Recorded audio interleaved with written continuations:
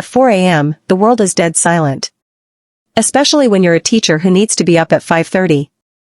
The silence in our apartment was heavy, the kind of silence that usually brought me peace before the chaos of a classroom full of 7-year-olds. If you've ever ignored a red flag because you were in love, or if you've ever had a partner who treated your bank account like their personal playground, you need to hear this story.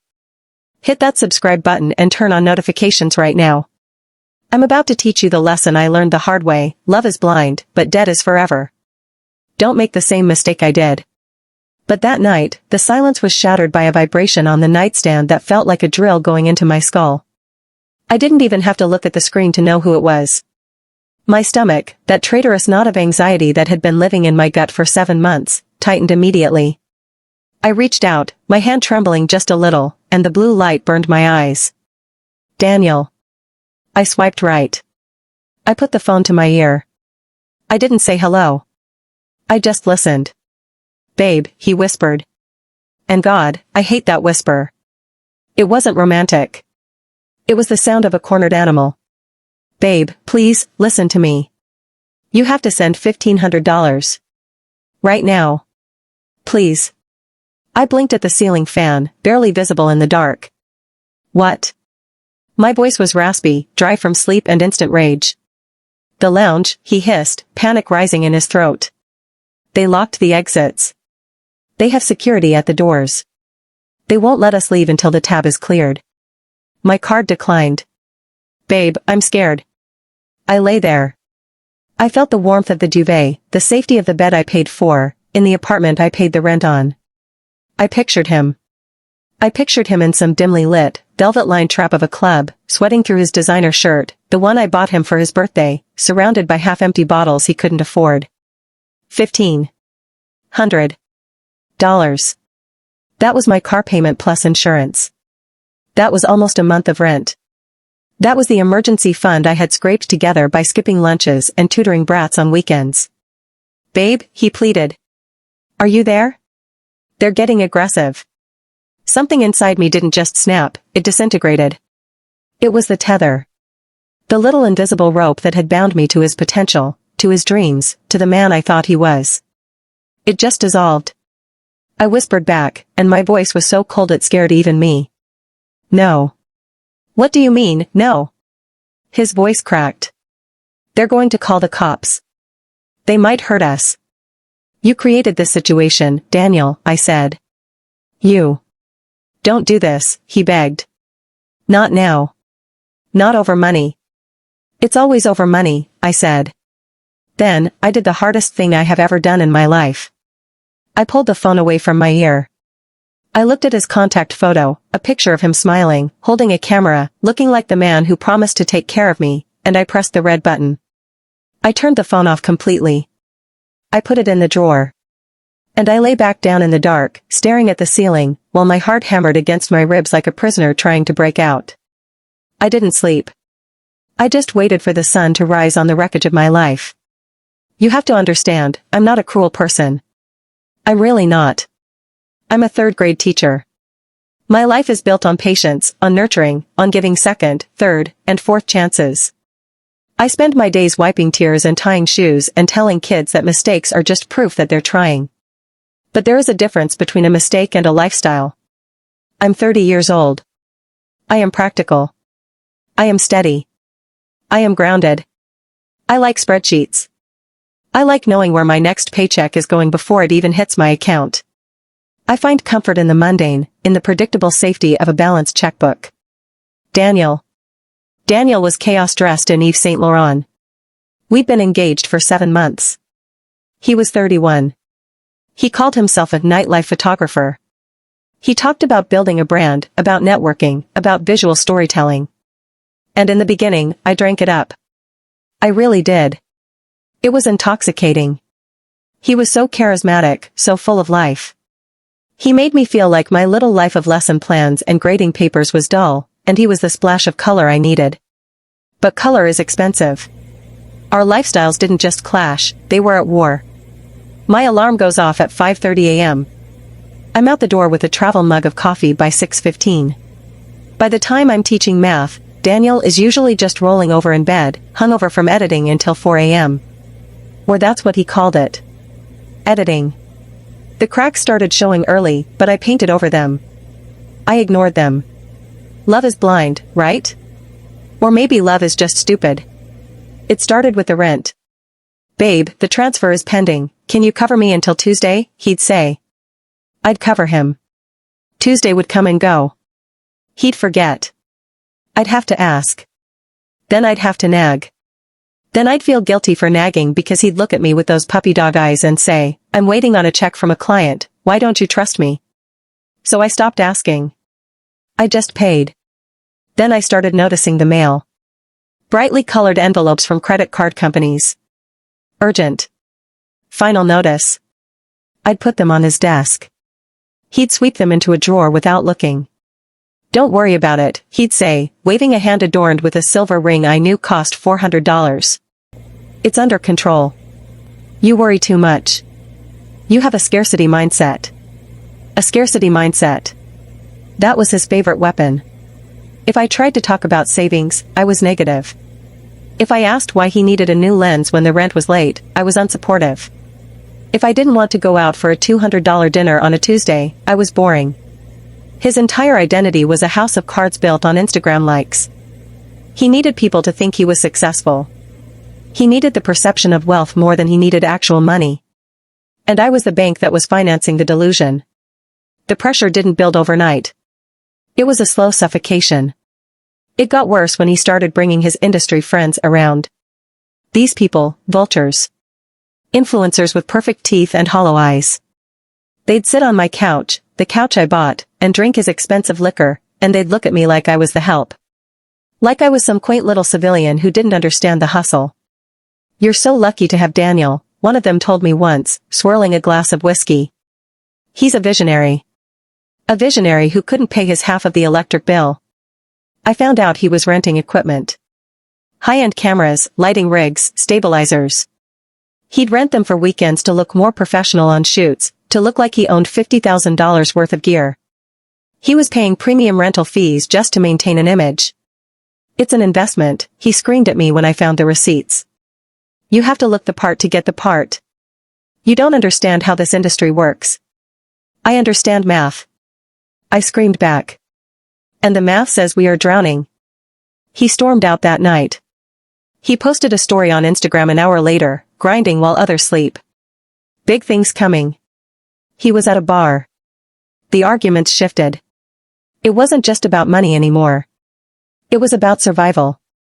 I wanted a house. I wanted a baby one day. I wanted to not wake up at 3 a.m. in a cold sweat wondering if we were going to get evicted. He wanted to live big now, worry later. "You're killing my vibe," he told me a week before the incident. "You're acting like my mother. I need a partner who believes in the dream." "I can't eat dreams, Daniel," I said. "And I can't pay the mortgage with exposure." I should have left then. I know that now. I should have packed his bags and changed the locks.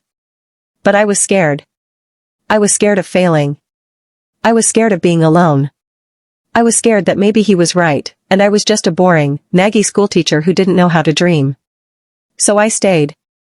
And I let him drag me right to the edge of the cliff. Then came the night.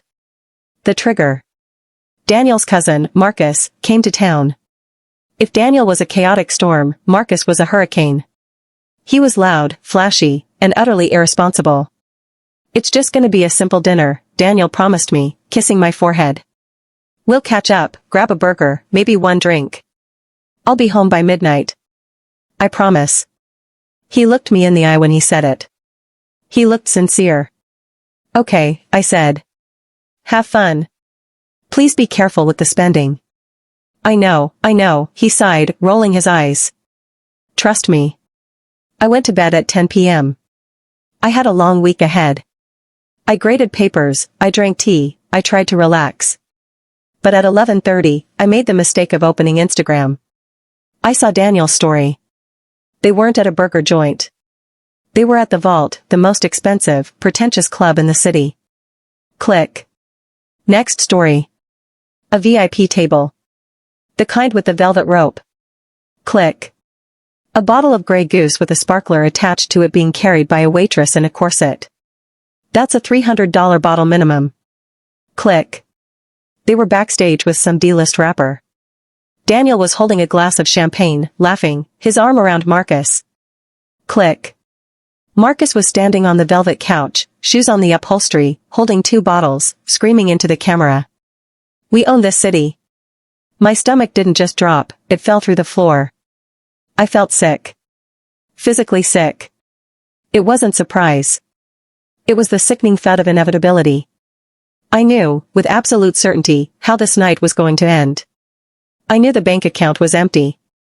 I knew his credit cards were maxed. I put the phone down. I stared at the dark. And I waited for the crash. 4:02 a.m. That's when the call came.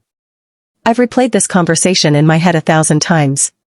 I've analyzed every breath, every pause. They took our phones until we pay, he whispered. They let me make one call. Babe, my card declined. Marcus's card didn't work either. We need $1,500 right now. Please, babe, I'm scared. I heard the noise in the background. The thumping bass was gone. It was just the harsh, ambient noise of a club with the lights turned on. The ugly reality of the aftermath. I heard a voice, deep and angry, in the background. No one leaves until the tab is cleared. Sit down. Did you hear that? Daniel whimpered. They're big guys. Babe, just transfer it. I'll pay you back on Monday. I swear. I sat up in bed. The anger was so hot it felt cold. Wasn't this event comped? I asked. My voice was steady. Too steady. Silence. Daniel, I said. You told me you knew the promoter. You said it was exposure. We upgraded, he stammered. The table, the promoter said he couldn't comp the bottles if we wanted the booth. And Marcus wanted to impress these girls, and I told the owner I'd tagged the club, I promised him exposure, but he's not accepting it. He says he wants cash. So you spent $1,500 you don't have, I said. On vodka and sparklers. While I was sleeping so I could go to work to pay our rent. I didn't think it would be this much, he cried. They added service charges. It's a scam. Babe, please, stop lecturing me and help me. I don't have $1,500 for you to burn, Daniel. Yes you do. You have your savings. The car fund. Just use that. The entitlement. The absolute, staggering entitlement. He knew about the car fund. He knew I was driving a 10-year-old sedan with a rattling transmission, saving every penny to replace it so I could get to work safely. And he wanted me to drain it. For vodka. I took a deep breath. I filled my lungs with the stale air of the bedroom. Call your brother, I said. What? No. He'll tell my parents. He won't pick up. Then I guess you're staying there, I said. Babe. Babe. Don't you dare. I hung up. My hand was shaking so hard I almost dropped the phone. I powered it down. And in that moment, in the dark, I felt a strange sensation. It wasn't guilt. It was lightness. A terrifying, heavy weight had just been severed. I woke up to the apocalypse. I turned my phone on at 6 a.m. It vibrated for a solid 2 minutes. 34 missed calls. 42 text messages. Voicemails. I didn't read the texts. I knew what they said. Please. Pick up. How could you? They're calling the cops. I'm being arrested. I hate you. Then, a call came through from a number I didn't recognize. A landline. I answered. This is Deputy Miller from the county sheriff's office, a woman's voice said. I'm calling regarding a Daniel Miller and a Marcus Miller. Yes, I said. I felt numb. They have been detained for theft of services, the officer said. They attempted to leave a venue without paying a bill totaling $1,540. They are currently being held at the central booking station. Bail is set at $700 each. The officer paused. Are you able to post bail or arrange for payment of the outstanding debt to the venue to mitigate charges? I looked at my kitchen, at the coffee maker gurgling on the counter. I looked at my lesson plan book. No, I said. I am not. Okay, ma'am, the officer said, sounding bored. They'll be arraigned in the morning. I hung up. I went to work. I taught math. I taught reading. I supervised recess. And the whole time, my phone was blowing up in my purse. During my lunch break, I looked. His friends. The vultures.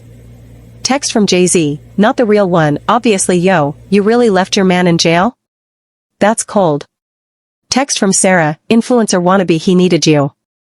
A real fiancé wouldn't abandon him like that. You're heartless. Text from Marcus, from a burner phone, presumably, you crazy BTCH, get us out. Asterisk. I read them. I felt the sting, the urge to defend myself. I'm not heartless, I wanted to scream. I'm exhausted. I'm broke. I'm done being the grown-up for a man who wants to be a child. But I didn't reply. I blocked them. One by one. Delete. Block. Delete. Block. That evening, the truth finally came out. The whole truth. I was sitting on the couch, staring at the wall, when my phone rang. It was Daniel's older sister, Rebecca. Rebecca was the only one in his family I liked. She was a nurse. She was sensible. I heard, she said. No, hello. I'm sorry, Rebecca, I said. I couldn't do it. Don't apologize, she said. Her voice was sharp. I'm not calling to ask you to bail him out. Dad is going down there now. He's furious, but he's going. I let out a breath I didn't know I was holding. Listen to me, Rebecca said. There's something you need to know. Since Dad is paying the lawyer, he got access to Daniel's financials. He made Daniel confess everything so they could prepare for court. Everything?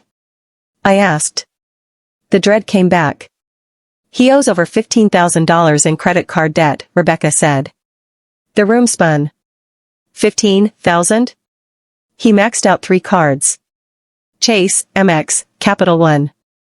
All of it on brand building, dinners, clothes, trips. She paused. And, he has late payments at 3 different camera rental houses. They were about to send him to collections. I didn't know, I whispered. He told me he was handling it. There's more, Rebecca said, her voice softer now, filled with pity. He told Dad his plan. He was planning to consolidate all the debt into a joint account after the wedding. He was going to put it in your name because your credit score is 780. The silence in my apartment was deafening. He wasn't just irresponsible. He was a predator. He was going to marry me to save himself. He was going to shackle me to his debt. He was going to take my credit, my hard work, my stability, and burn it all on the altar of his ego. He never wanted a partner.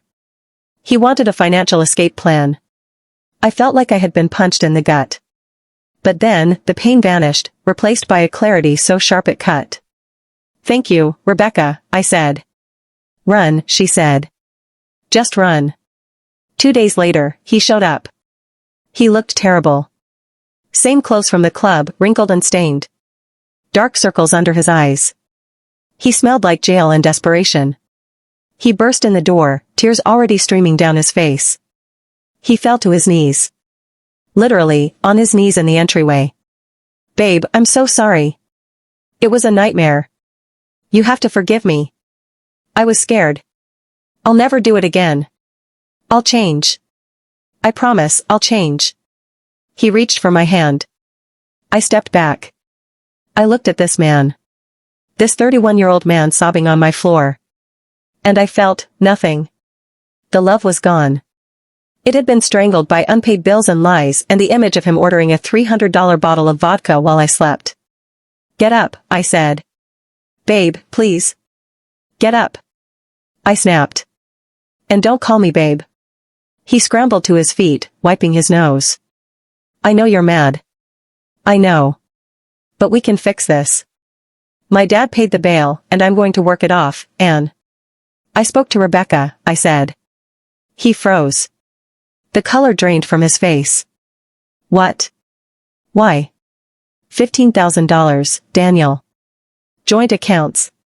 You were going to trap me. No. No, that's not, I was going to handle it. We're a team. That's what marriage is. Marriage is a partnership, I said, my voice shaking with the force of my anger. Not a bailout. I am not a bank. I am not your mother. And I am certainly not your sponsor. I walked over to the counter. I picked up the ring. It was a modest ring, but I knew now he probably put it on a credit card he hadn't paid. I held it out. I'm not marrying a man who wants me to fund the life he pretends he lives. Don't, he whispered. Please. You're my rock. I don't want to be a rock. I screamed. I want to be a person. I want to be safe. I want a partner who brings something to the table other than debt and drama. I dropped the ring into his hand. Pack your things. You have an hour. Whatever isn't gone in 60 minutes goes in the dumpster. Where am I supposed to go? He cried. I don't care, I said. Go to the vault. Maybe they'll give you a booth. That was a month ago. He moved back in with his parents. I heard from Rebecca that he had to sell his camera, his lenses, his laptop, everything, to pay back his dad and cover the legal fees. He got dropped from the one legitimate photography contract he had because the arrest record for theft of services popped up on a background check. His friends? The influencers? They vanished. As soon as the money dried up, as soon as he wasn't VIP anymore, they ghosted him. He has no brand. He has no followers. He has nothing. And me? I canceled the venue. I got most of my deposits back. I spent the last weekend cleaning the apartment. I scrubbed every inch of it. I got rid of the smell of his cologne. I bought fresh flowers. I sat down with my checkbook yesterday. For the first time in 7 months, the numbers made sense. There were no mystery charges. No pending disasters. Just my money, in my account, safe. I started therapy last week. We're talking about financial anxiety. We're talking about why I felt I had to save someone who didn't want to be saved. It hurts. I won't lie. It hurts to know that the future I imagined was a lie. It hurts to know I was being used. But when I wake up at 5:30 a.m. now, the silence isn't heavy. It's peaceful.